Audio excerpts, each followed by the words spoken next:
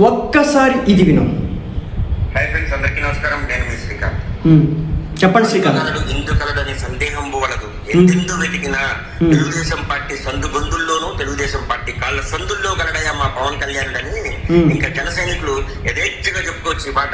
ఎందుకు చెప్తున్నానంటే, పక్క రాష్ట్రం తమిళనాడులో విజయ్ గారిని చూసి నేర్చుకోవాలి. వచ్చాడు ఎలక్షన్ కి డైరెక్ట్ గా ధైర్యం చేసి ముందుకు వచ్చాడు, ప్రజలకు మంచి చేయాలనుకున్నాడు, ఏం చేయగలిగాడో చేయగలుగుతారని చెప్పాడు, చెప్పి ఎలక్షన్ వెళ్ళిపోయాడు డైరెక్ట్. ఈ రోజు ఆయన పరిస్థితి చూడండి ఎట్లుంది. అయితే సీఎం లేదంటే ప్రతిపక్షం, ఆ విధంగా ఉంది ఎలక్షన్ రిజల్ట్స్ చూస్తుంటే ప్రస్తుతానికి. అలా ఉండాలి, ప్రజలకు మంచి చేసే వ్యక్తులు అంటే అలా ఉంటారు. అవునా? ఈయన పాపం బీజేపీ మంచి చేయాలంటే రాజకీయాల్లో ఉండాలి కాబట్టి రాజకీయాల్లోకి వచ్చానన్నాడు.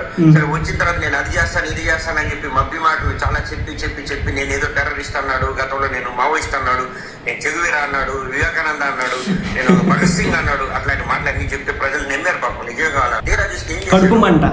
తారతమ్యం లేకుండా, ఈ జెండా లేకుండా ప్రతి ఒక్క జెండాని వీళ్ళ జన సైనికుల చేత జెండా కూలీలుగా మార్చాడు.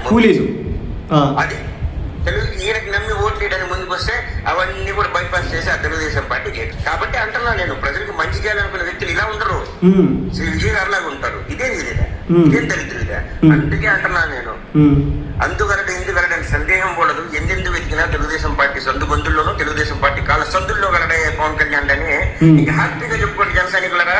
చెప్పుకుంటారు, జాగ్రత్తగా చెప్పుకుంటారు. ఎందుకంటే ఆంధ్రలో జరిగినటువంటి పాలనని తిప్పుకొట్టాలంటే, జనానికి అర్థం కానటువంటి సిచ్యువేషన్ చెప్పాలంటే, సో నేను పూర్తిగా మాట్లాడతాను దీని గురించి. చూడండి.